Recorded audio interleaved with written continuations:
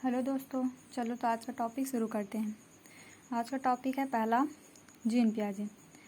तो जीन पियाजे के बारे में पहले जानते हैं। जीन पियाजे कहाँ के थे? स्विट्ज़रलैंड, है ना। जीन पियाजे कहाँ के थे? स्विट्ज़रलैंड। जीन पियाजे ने प्रयोग किया अपनी 2 पुत्री व 1 पुत्र, अपनी ही 2 पुत्री और 1 पुत्र। तो कितने बच्चे हुए? 3 बच्चे। ऐसा क्वेश्चन पूछा जाता है ना। जीन पियाजे ने कितने बच्चों पर प्रयोग किया? तो 3 बच्चे, 2 पुत्री और 1 पुत्र। स्विट्ज़रलैंड कहाँ के थे? जीन पियाजे कहाँ के थे? स्विट्ज़रलैंड के। जीन पियाजे किस विचारधारा के समर्थक थे? तो संज्ञानात्मक। जीन पियाजे प्रोफेसर, 2 सब्जेक्ट में प्रोफेसर। पहले प्रोफेसर थे जीव विज्ञान के पहले, लेकिन बाद में फिर मनोविज्ञान के भी प्रोफेसर बने। अब यहाँ पर संज्ञानात्मक विकास, जीन पियाजे ने क्या दिया? संज्ञानात्मक विकास। उन्होंने अपना मत संज्ञानात्मक विकास की बालक की 4 अवस्था बताए हैं। संज्ञानात्मक विकास को 3 लोगों ने दिया है।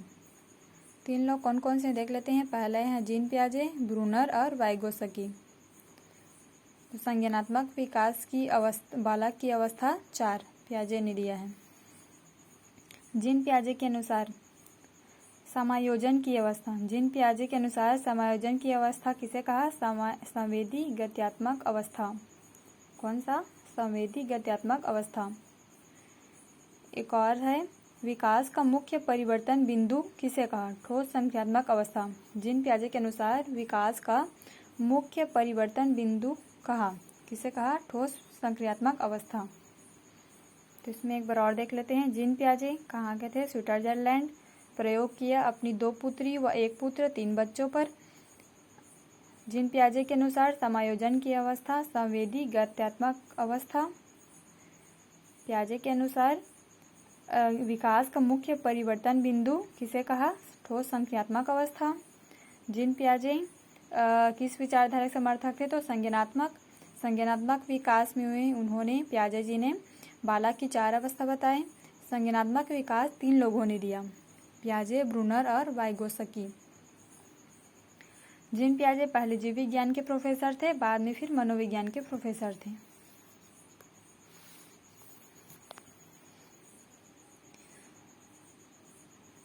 अब देखते हैं समाजीकरण। पहले समाजीकरण का सिद्धांत देख लेते हैं। सामाजिक अधिगम का सिद्धांत। सामाजिक अधिगम का सिद्धांत किसने दिया? बंदूरा और वाल्टर ने। किसने? बंदूरा और वाल्टर ने। इसका ट्रिक है बंधुआ मजदूर समाज को सिखाते हैं। बंधुआ मजदूर समाज को सिखाते हैं। बंधुआ, तो बंधुआ से बंदूरा और वा से वाल्टर। बंधुआ से बंदूरा और वाल्टर समाज को सिखाते हैं। तो समाज से सामाजिक सिखाते हैं, यानी कि अधिगम। तो बंधुआ मजदूर समाज को सिखाते हैं, यानी कि बंदूरा और वाल्टर का सिद्धांत क्या है? सामाजिक अधिगम का सिद्धांत। अब समाजीकरण क्या है देख लेते हैं। समाजीकरण, बालक में समाजीकरण प्रारंभ कब होता है? शैशवावस्था, जन्म से 5 वर्ष। 0 से 5 नहीं कहते, जन्म से 5 वर्ष। समाजीकरण बालक में प्रारंभ होता है शैशवावस्था में, जन्म से 5 वर्ष।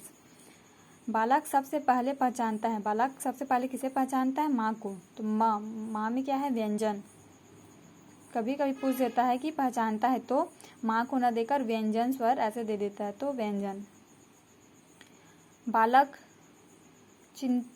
में चिंतन का प्रारंभ होता है 2 से 7 वर्ष में। बालक में चिंतन कब प्रारंभ होता है? 2 से 7 वर्ष में।